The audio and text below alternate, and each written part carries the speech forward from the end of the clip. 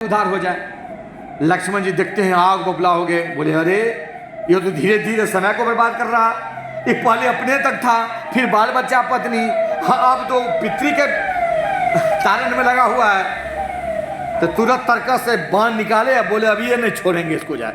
राम जी कहते रुक जाओ रुक जाओ, बोले नहीं भैया इसको छोड़ नहीं सकते हैं, ये पता नहीं जो है निरर्थक में समय, कभी अपने कभी ये अब पितरी को तारण में लगा हुआ है। तो राम जी का दोनों पैर को चरण पर में उनका चरण को जंघा पर रखते हुए केवट मुस्कुराते हैं। लक्ष्मण जी कहते देखिए भैया इसको अभी भी डर नहीं है, ये मुस्कुरा रहा है, ये हमारा अपमान कर रहा है। राम जी कहते नहीं अपमान नहीं कर रहा, ये भक्त है, ये गूढ़ रहस्य को समझ रहा है इसलिए मुस्कुरा रहा है, कुछ न कुछ कारण होगा। बोले नहीं नहीं नहीं नहीं नहीं, नहीं मेरा उपहास कर रहा है, ये खिल्ली उड़ा रहा है। राम जी पूछते हैं पूछ लेते हैं क्या बात है, क्या माजरा है। कहते हैं ना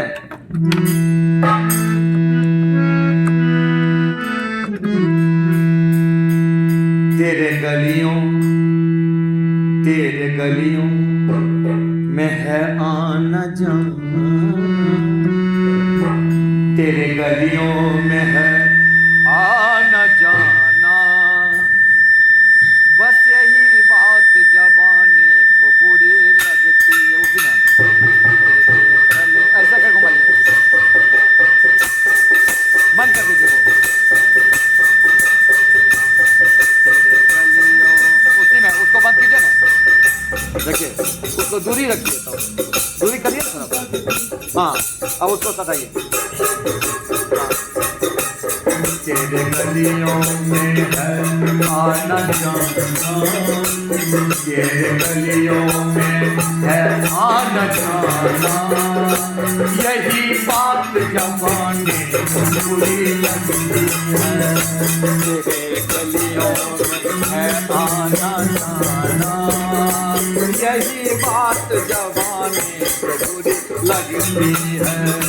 तेरे गलियों में है आना जाना, यही बात जमाने को बुरी लगती है। तेरे गलियों में आना जाना, यही बात जबाने को बुरी लगती है, हो यही बात जबाने को बुरी लगती है। तुझको अपना बस बनाना, यही बात जबाने को बुरी लगती है। तेरे गलियों में है आना जाना, यही बात जबाने को बुरी लगती है, वो यही बात जबाने को बुरी लगती है, यही बात जबाने को बुरी लगती है। लक्ष्मण जी बाण निकाल के खड़े हैं, राम जी मुस्कुरा रहे हैं, केवट मुस्कुरा रहे हैं। लक्ष्मण जी कहते हैं भैया अब इसका साथ आप भी देने लगे हैं। एक तो ये खुल्ली उड़ा रहा था, मजाक कर रहा था, और आप भी हंस रहे हैं। बोले हम इसलिए हंस रहे हैं जी, हंस रहा पता नहीं किसने हंस रहा। पूछते हैं माजरा क्या, बोले क्यों हंस रहे हो, तुमको डर नहीं लग रहा बाण से। बोले हमको डर क्या है। अच्छा लक्ष्मण के बाण से तब तुमको भय नहीं है, क्या बात है, किस लिए, क्या बात है जो तुमको भय नहीं है। तो केवट जी मुस्कुराते हुए केवट जी भगवान राम से कहते हैं अपराध बस यही था, चरणों को धो रहा था। अरे मार देंगे बाण तो क्या होगा, हम तो स्वर्ग लोक को चले जाएंगे, लेकिन जमाना क्या कहेगा। एक ही यही अपराध था ना कि चरण को धो रहा था, अपराध बस यही था चरणों को धो रहा था, अपराध बस यही था हे चरणों को धो रहा था। मारा लखन ने बाण, मारा लखन ने बाण, संसार कह रहा था। आपके ही चरण रज, आपके चरण रज से उद्धार हो रहा है।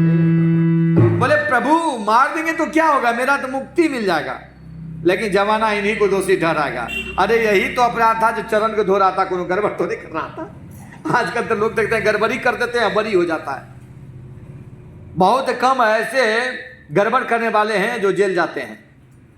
बिना अपराधी जेल चले जाते हैं, वो निर्भय होकर घूमते रहता है। जो भी कारण रहा हो, गड़बड़ करने वाले भी मुक्त हैं। भगवान भी वशीभूत हो जाते हैं, क्योंकि गड़बड़ करके भगवान को चढ़ा देता है। और वो गड़बड़ पैसा भगवान भी ग्रहण करते हैं तो कुछ देर के लिए चुप हो जाते हैं, नहीं तो तुरंत और तत्क्षण दंड मिल सकता है। आदमी कहीं से 3 नंबर 4 नंबर काम करेगा, जमीन की दलाली करेगा, इधर उधर करेगा, और वो किसी का ठग लेना, किसी को लूट लेना, किसी को बहका कर ले लेना, और उससे भंडारा कर देना, ये कर देना, वो कर देना। 150 आदमी खा गए, भगवान वशीभूत हो जाते हैं। क्या करें, दंड दें तो किसको दें? गड़बड़ कम करके लाया है और गड़बड़ करता है तो देखते रहते हैं, यही बस। तो इसलिए जो है केवट कहता है जो हमें क्या, हम तो मुक्ति पाना ही चाहते हैं, इसीलिए तो प्रभु का चरण को धो रहा हूं और जल पीना चाह रहा हूं जिससे मुक्ति हो। अन्य मार्ग है क्या?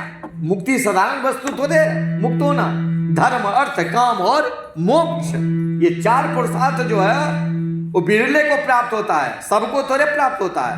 क्योंकि जो एक बार आ गया उसको कहीं न कहीं कोई न कोई दाग तो लग ही जाएगा, कोई न कोई क्लेम लग जाएगा, और क्लेम लग गया तो मोक्ष कहां? मोक्ष तब प्राप्त होता है जब पाप और पुण्य दोनों शून्य हो जाए, क्योंकि पुण्य भी आप है तो उसका भी फल भोगना पड़ेगा। इसीलिए गीता में भगवान कृष्ण जो है अर्जुन से कहते हैं, तुम मेरे शरण में आ जाओ, तेरा सारे शुभ अशुभ जितने भी फल है वो सबको माफ कर देंगे, मेरे शरण को तुम सिर पा जाओ। तो पुण्य फल भी जो है वो भी बंधन का कारण है। पाप तो बंधन का कारण है, पुण्य भी बंधन का कारण है। किसी को मदद कर दीजिएगा, किसी को गंगा स्नान में कर दीजिएगा मदद, किसी को कन्या के विवाह में कर दीजिएगा, तो उसका पुण्य तो आपको भोगना पड़ेगा ना। जब तक उसका पुण्य नहीं भोगिएगा तब तक आपकी मोक्ष प्राप्ति हो नहीं सकता है। और पाप तो खैर पाप को तो भोगना ही पड़ेगा। हमारे उपनिषद कहते हैं और पुराण भी इसी को कह रहे हैं, क्या?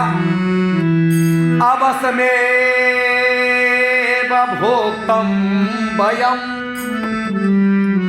सुभाषितम फलम। अवसमेव भोक्तम वयम सुभाषितम फलम। अवश्यमेव, अवश्यमेव का मतलब भगवान कह रहे हैं जो निश्चित तौर पर समझ लो, सुभाषितम फलम, शुभ और अशुभ फल को उसको भोगना पड़ेगा। ऐसा नहीं है कि किसी को गोली मार दिए और कहीं जाकर हम यज्ञ करवा दिए, कथा करवा दिए तो पाप जो है खत्म हो गया, ऐसा नहीं है। इसका दंड अलग तुमको मिलेगा और उस यज्ञ का फल अलग तुमको प्राप्त होगा। कहीं गड़बड़ कर दिए, किसी मंदिर में भंडारा करवा दिए, वहां कुछ दान पेटी में चढ़ा दीजिए, आपका पाप कट जाएगा, ऐसा नहीं है। पाप का फल भी भोगना पड़ेगा और पुण्य जो किए उसका भी फल भोगना पड़ेगा। मोक्ष मिलने वाला नहीं है। मोक्ष मिलने के लिए जो है दोनों को समभाव में आना होगा। जब तक समभाव नहीं होगा तब तक मोक्ष प्राप्त नहीं हो सकता है। और संसार में सबसे उत्तम कहा गया है परोपकाराय पुण्याय परवीरनम।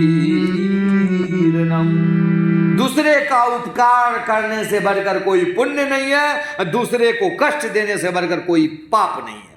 यही सार है, ये मेन सार है। इसको समझना होगा, मानना पड़ेगा, तभी आप जो है ये हो सकते हैं। इसलिए मुक्ति साधारण चीज नहीं है। मुक्ति के बारे में कहा गया है, एक भक्त रसिक भक्त कहते हैं भगवान से, क्या?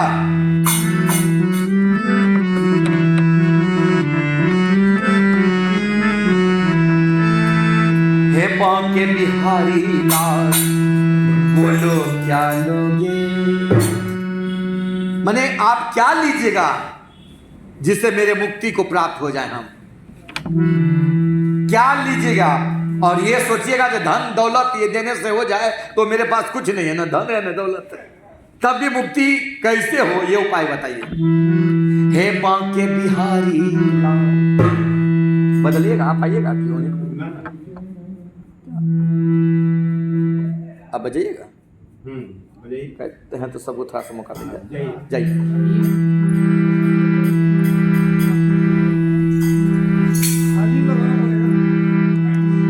तो वहां कह रहे हैं जो मुक्त होने का क्या उपाय है? ये भव सागर जो है, जाना आना, पुनरपि जननम पुनरपि मरणम,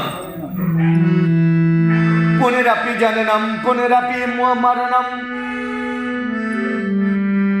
पुनरपि जठरे पुनः पुनः। बार बार जन्म लेना, बार बार मरना, बार बार माता के गर्भ में आना, बार बार कष्ट झेलना। इससे यदि मुक्ति चाहते हैं तो एक ही उपाय है, मोक्ष की प्राप्ति करना। तो कहते हैं मोक्ष प्राप्ति का सहज उपाय क्या है? भगवान से रसिक कहते हैं, हे बांके बिहारी लाल, बोलो क्या लोगे? हाँ, ये झाल बजाइए, आप झाल बजाइए। हे बांके बिहारी लाल, बोलो क्या लोगे? क्या लोगे? क्या लोगे? भव से पार करोगे, बोलो क्या लोगे? बांके बिहारी लाल, बोलो क्या लोगे? क्या लोगे? भव से पार करोगे, बोलो क्या लोगे? बांके बिहारी लाल, बोलो क्या लोगे? क्या लोगे? भव से पार करोगे, बोलो क्या लोगे?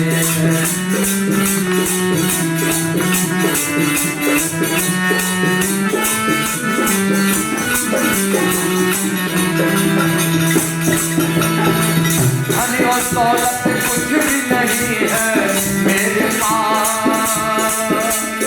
गाइए।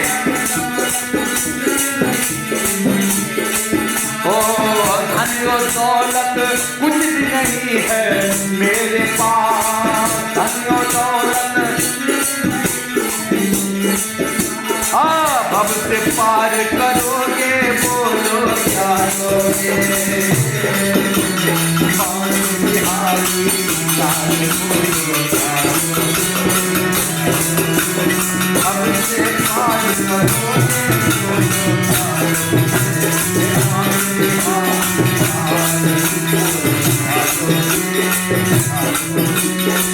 भव से पार करोगे, बोलो क्या लोगे? बिहारी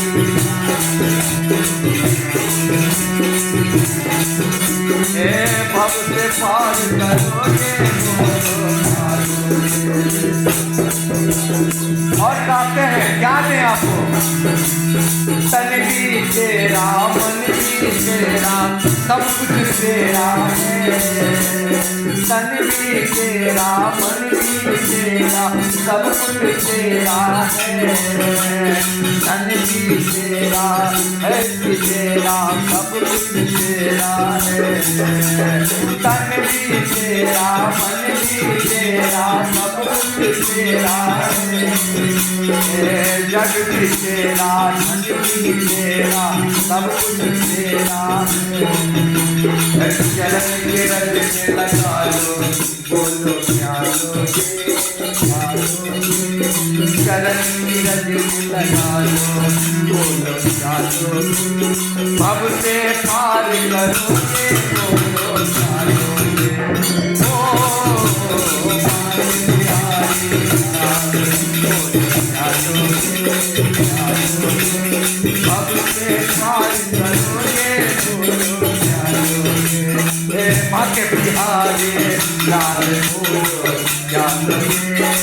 भव से पार करोगे, बोलो क्या लोगे? बांके बिहारी लाल, बोलो क्या लोगे? भव से पार करोगे, बोलो क्या लोगे? भव से पार करोगे, बोलो क्या लोगे? बोले भगवान की। तो वहां पर मैं जो है लक्ष्मण जी अपने तरकस में बाण को रख देते हैं, क्योंकि उनको समझ में आ जाता है ये केवट साधारण नहीं है। उसी तरह हनुमान जी सुरसा माता से मुंह नहीं लगते हैं, बल का प्रयोग नहीं करते हैं। तो क्या करते हैं?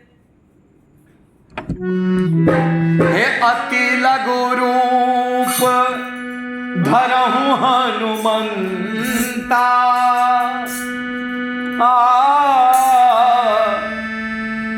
अति लघु रूप धरहु हनुमंता,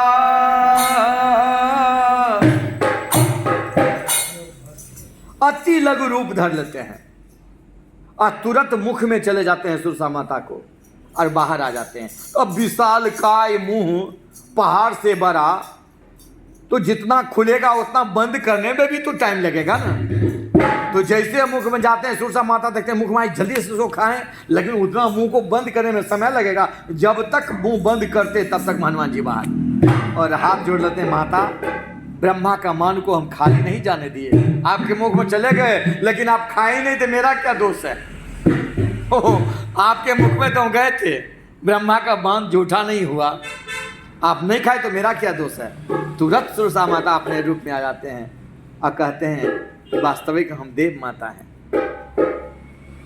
और तुम्हारी परीक्षा लेने के लिए देवताओं ने मुझको भेजा था। पवन पुत्र, तुम में वो सब क्वालिटी है, वो सब गुण है। कौन कौन है? तो साम दाम दंड भेद शील स्त्री गंभीर प्राज्ञ समर्पण भक्ति, ये सारे गुण है। तो तुम निश्चित तौर पर में जो है माँ किशोरी जी का पता भी लगा लोगे और रावण पर विजय भी प्राप्त करोगे। ये हनुमान जी को वरदान मिलता है, सुरसा माता देती है और कहते हैं ना, हे बजरंग बली ने सबका बेड़ा पार किया है, बजरंग बली ने सबका बेड़ा पार किया है, पार किया है, बेड़ा पार किया है, पार किया है, बेड़ा पार किया है, पार किया है, बेड़ा।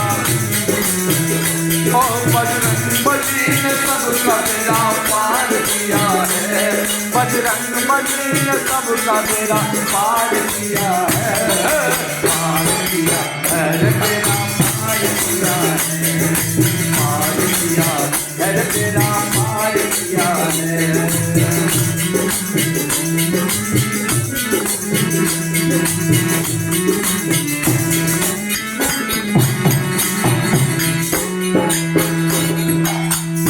हनुमान जी सबका बेड़ा पार करते हैं। जब 7 योजन समुद्र को लांग करके उस पार जाते हैं तो अति बसक समान रूप कपि धरियो। लंका चले सवेरे नरहरि। नरहरि का मतलब नारायण का नाम यानी राम जी का नाम स्मरण करते हुए लंका में प्रवेश करना चाहते हैं, लेकिन वहां पर में लंकिनी एक लंकिनी वहां ब्रह्मा जी के वरदान उनको मिला हुआ था और गेट पर पहरेदारी कर रहे थे और मशक समान हनुमान जी के रूप को भी पकड़ लेता। हनुमान जी देखते हैं, अरे रडार की तरह एकदम कभी पैर इधर चलाए कभी उधर चलाए, कभी ये करे वो करे। हनुमान जी अपने स्वरूप में आते हैं, मूल रूप में नहीं आते हैं। अभी थोड़ा सा बड़ा होकर कहते हैं, माता बस लंका में थोड़ा सा जाना है, एक आदमी को पता लगा करके तुरंत चले आएंगे, फिर उसके बाद जो करना होगा करना। बोले क्या तुम मूर्ख समझते मुझे ब्रह्मा जी का वरदान मिला हुआ है, मेरे रहते हुए लंका में कोई प्रवेश नहीं कर सकता, खबरदार तुम लौट जाओ नहीं तुम्हारा मृत्यु निश्चित है। हनुमान जी पहले ही कहे, हनुमान जी हमारे स्त्रियों को बड़ी सम्मान करते हैं, कहते हैं माता बड़ी जरूरी काम है, बस गए और आए, मेरे माता जी वहाँ हैं। बोले तुम्हारी माता जी लंका में कैसे? बोले हाँ, वो पापी रावण नाम का सुने कोई पापी है, इसमें राजा है, वही उठा के ले आया है, बस खाली वो देखते हैं कहाँ हैं, सुरक्षित हैं, बस हम चले आएंगे, उसके बाद आप बंद कर लेना, पकड़ लेना, बंदी बना लेना, जो करना, हाँ लेकिन मुझे जाने दो। तो वह लंकिनी कहती है मुझे ब्रह्मा जी का वरदान मिला हुआ है, हनुमान जी कहते हैं लो ब्रह्मा जी फ्री वरदान बांटते रहते हैं। देखो तो सुरसा माता को वरदान दे दिए, कोई उल्लंघन करके नहीं जाएगा। एक वरदान इनको मिल गया है तो सबको वरदान है, पहरेदार को वरदान मिल गया है। तो अब क्या किया जाए? तो हनुमान जी कहते हैं माता आपका वरदान शिरोधार्य है, मुझे जाने दो। कहते हैं नहीं जाने देंगे। हनुमान जी कहते हैं बस जाने दो, नहीं जाने देंगे। 1 2 बार 3 बार 4 बार हुआ, हनुमान जी अपने मूल रूप में आते हैं। बोले अब यहाँ न लागहूं राउर माया। निशाचर जो है प्रेम की भाषा समझने वाला नहीं है। कहते हैं दुष्ट संग ही दुष्ट प्रभावा, दुष्ट के संग दुष्ट जैसा प्रभाव कीजिएगा तब सीधा होगा। दिवा काले सर्वे जीवस्य दृश्यते। दिन के समय में संसार का जितने भी जीव हैं सभी को दिखाई देता है, लेकिन उल्लू को दिखाई नहीं देता है दिन में। तो उसमें सूर्य का कौन सा दोष है? कहते हैं दर्पण में सबको मुख दिखाई देता है, लेकिन अंधा को दर्पण दिखाई नहीं देगा अपना चेहरा, तो उसमें दर्पण का कौन दोष है? बसंत ऋतु में पेड़ के सभी पत्ते झड़ जाते हैं, झड़ते हैं ना, सभी पेड़ के पत्ते झड़ जाते हैं, लेकिन वहां पर में खजूर का जो पत्ता होता है वो बसंत ऋतु में भी नहीं झड़ता है। उसमें बसंत ऋतु का कौन सा दोष है? तो हनुमान जी कहते हैं जो ये समझने वाला नहीं है, सठ के संग सठ ही बनना पड़ेगा। बोले माता जी जाने दो। बोले नहीं, बस एक मुष्टिका का प्रहार करते हैं, बस उसी में रुधिर बमक धर एक ही मुष्टिका में मुख से खून निकलने लगता है और होश संभाल कर कहते हैं और तुमको पहचान लिया? हनुमान जी कहते हैं लो पहले नहीं पहचान, बार बार कह रहे थे जाने दो माता जाने दो माता, जाने नहीं दे रहा। आप कहते हैं पहचान ली, एक ही काम इसको हमको पहचान लिया। बोले क्या पहचान लिया? बोले तुमको। बोले क्या मेरा नाम जान लिया? तो नहीं। तो बोले पहचाने क्या? बोले ब्रह्मा जी बोले थे जिस दिन जो है एक बंदर के मुष्टिका से तुम व्याकुल हो जाओगी उस दिन से समझना लंका का विनाश शुरू है। तो इसीलिए तुमको जान गई, अब लंका का कल्याण होने वाला है। हो अब लंका है क्या? एक दिन क्या हुआ, मैया सरस्वती जी लक्ष्मी जी दोनों कैलाश पर्वत पर आती हैं और कैलाश पर्वत पर बैठ के आपस में बातचीत वगैरह करती हैं। तो मैया कहती है बैकुंठ में तो घर है भगवान नारायण का, शेष सैया है क्षीर सागर में लेटे हुए हैं, मैया सरस्वती जी का ब्रह्मलोक में। अब बाबा तो कैलाश पर बिल्कुल खुले, कहते हैं ना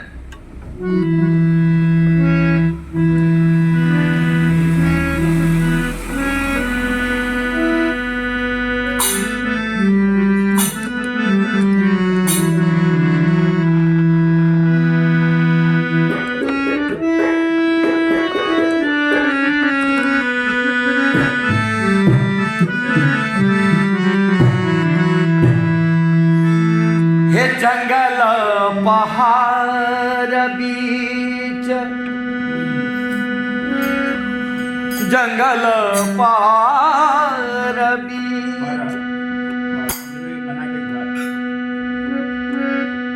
अजबे बना के घर, हे दुनिया रमाए शिवा, हे दुनिया रमाए शिवा, बिछा के मृग छाला भोला राम नाम के, भोला राम नाम के जप करेला विशाला, भोला जप करेला विशाला, भोला जप करेला विशाला। ओ जंगल पहाड़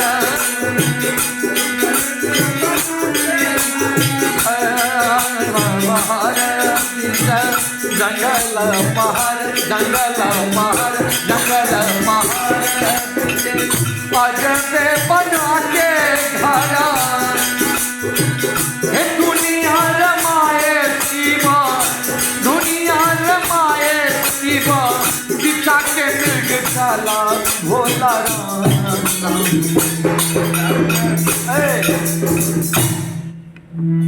भोला राम नाम के, ओ भोला राम नाम के, अजप करेला विशाला, भोला राम नाम के, जप करेला विशाला, भोला राम नाम के, जप करेला विशाला, भोला राम नाम के।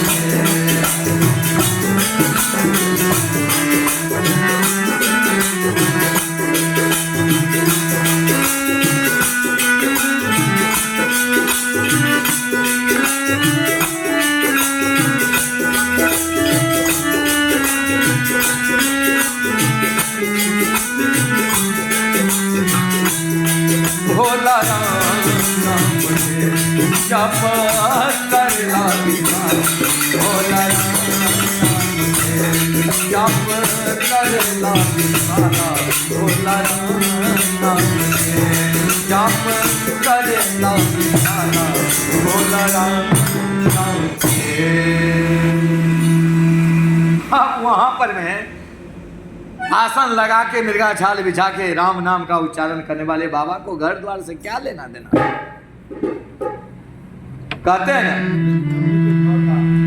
हे चाह गई चिंता मिटी मनुआ बेपरवाह, चाह गई चिंता मिटी मनुआ बेपरवाह, जिसको कछु न चाहिए सो ही संसार। भगवान भोलेनाथ जो हैं वो अपने गुरु का ध्यान करते रहते हैं। कहते हैं अपने रहो मस्ती में, आग लगे बस्ती में, नित्य प्रभु का ईश्वर का ध्यान लगाओ, जीवन कटे मस्ती में। तो कहने का मतलब यह है अपने कार्य में कभी आंच नहीं आना चाहिए। तो वहां पर मैं शिव जी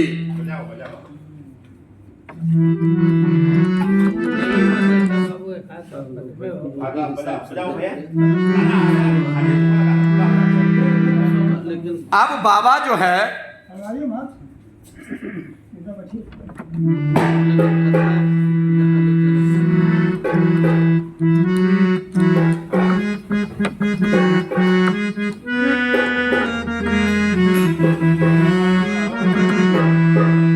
क्या है, जब ध्यान शिवजी धरते हैं भृकुटी आज्ञा चक्र के मध्य में, तो बैठे हैं कैलाश पर। अब पूरे तीनों लोक नहीं, सारे ब्रह्मांड में 14 लोक में भ्रमण करते हैं।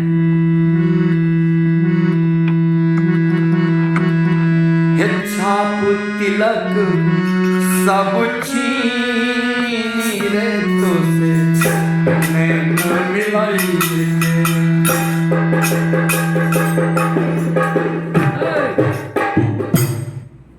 नैना मिलाई के, नैना मिलाई के, नैना मिलाई के, नैना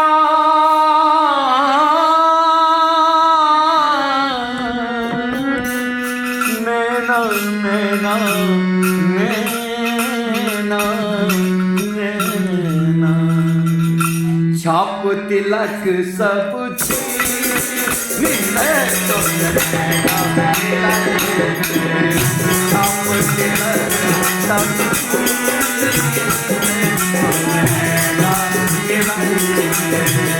छाप तिलक सब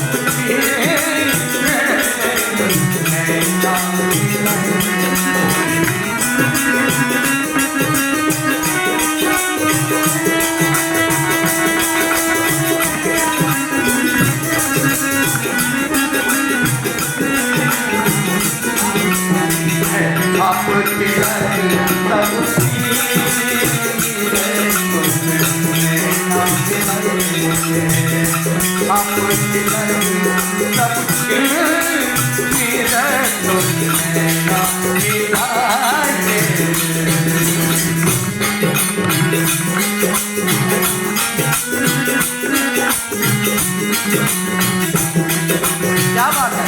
हाँ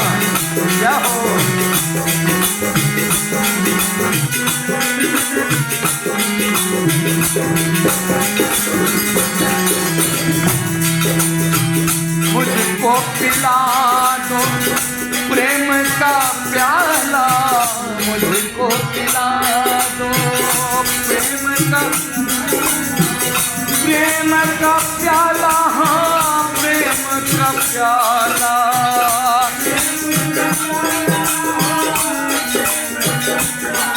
हाँ मुझको पिला दो प्रेम का प्याला, मुझको पिला दो प्रेम का, हाँ मदमाते मोके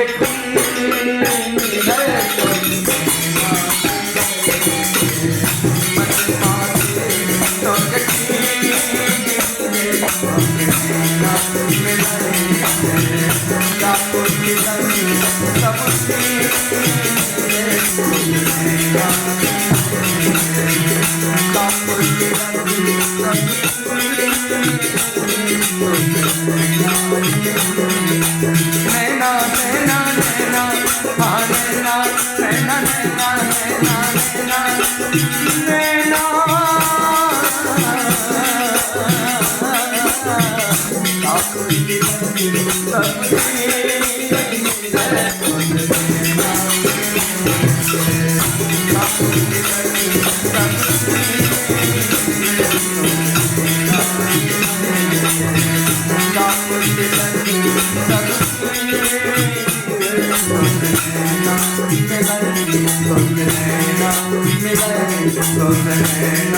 मिला।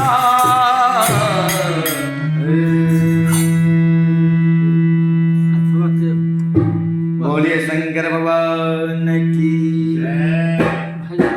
तो एक्चुअली में रावण के लंका में हनुमान जी घुस रहे थे, तो उससे से पहले लंका के बारे में हम वर्णन कर रहे थे। लंका का निर्माण हुआ कैसे, लंका का निर्माण हुआ कैसे, कौन किया, किसने किया, किसके द्वारा हुआ, और रावण के पास तक कैसे आया, ये कहने का मेरा भाव था। वहां लाएंगे तो समझाएंगे, लेकिन चूंकि समय का अभाव है इसलिए जो है भजन को भी कम करते फिर हैं, कथा को पूरा कर लीजिए तो भजन हो। फिर कभी जो है उस तरह का होगा तो बताया जाएगा। लेकिन संक्षिप्त में हमें यहाँ तक आएगी है। अब वहां पर मैं हनुमान जी प्रवेश करते हैं।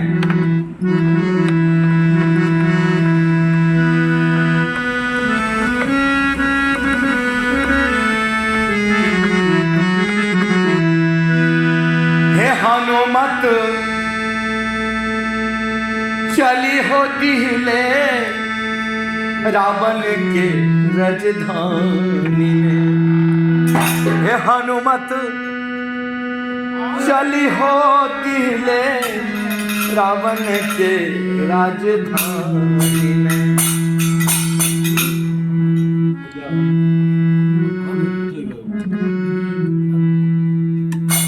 तो इस तरह जो है हनुमान जी का प्रवेश होता है। आगे हनुमान जी तरह तरह के वहाँ कार्य करते हैं। अशोक वाटिका उजाड़ते हैं, माता सीता का पता लगाते हैं, हनुमान जी को समझाते हैं, रावण को समझाते हैं, और वहीं भक्त विभीषण से मुलाकात होता है। तत्पश्चात जो है पुनः लंका को जला करके समुद्र पार करके प्रभु राम जी को सारी कथा कहते हैं। राम जी का चढ़ाई होता है, रावण मारा जाता है। फिर उसके बाद जो है पुष्पक विमान जो था, रावण के चचेरे भाई, रावण के पिताजी का नाम विश्वशर्मा था, उनकी 2 पत्नी थी। केकसी से आपको कुबेर जी का जन्म हुआ है, और कुबेर जी के पास पुष्पक विमान था, वो छीना हुआ था। वही पुष्पक विमान से भगवान राम अयोध्या आते हैं और वहाँ पर उनका राज्याभिषेक होता है। चारों ओर बधाई बधाई होता है, और भगवान राम को चैत्र शुक्ल पक्ष के 9वें दिन जन्म होता है। अब माँ जानकी का 9वें दिन, इधर 9वें दिन होते हैं, माँ जानकी आपको इसके बाद चैत्र के बाद बैसाख होता है। बैसाख शुक्ल पक्ष 9वीं को माँ जानकी का जन्म होता है। उससे पहले हमारे हनुमान जी का जन्म होता है, जो चैत्र शुक्ल पक्ष पूर्णिमा का तिथि होता है, जो आज हनुमान जी का जयंती है। आज हनुमान की जयंती है, आज हनुमान, आज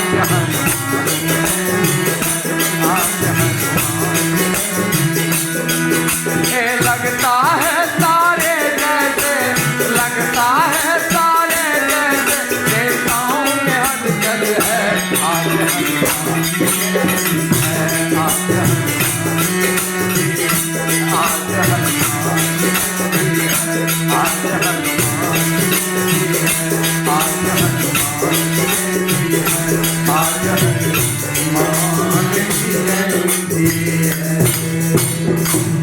कथा को यहीं पर हम पूर्ण विराम देते हैं और अंत में गोस्वामी बाबा तुलसीदास जी लिखते हैं राम जी के बारे में, राम राज सबा भांति सुहानी, राम राज सबा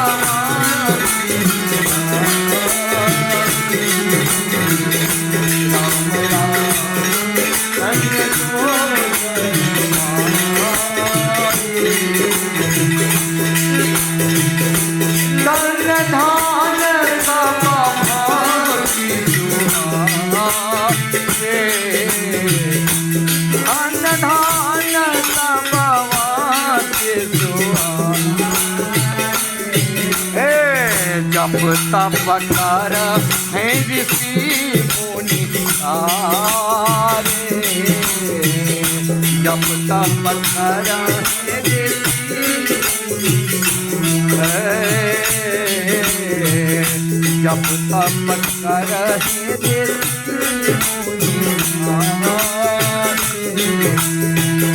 धारा धान्य बरखा वृक्ष लता सब पुष्प संजो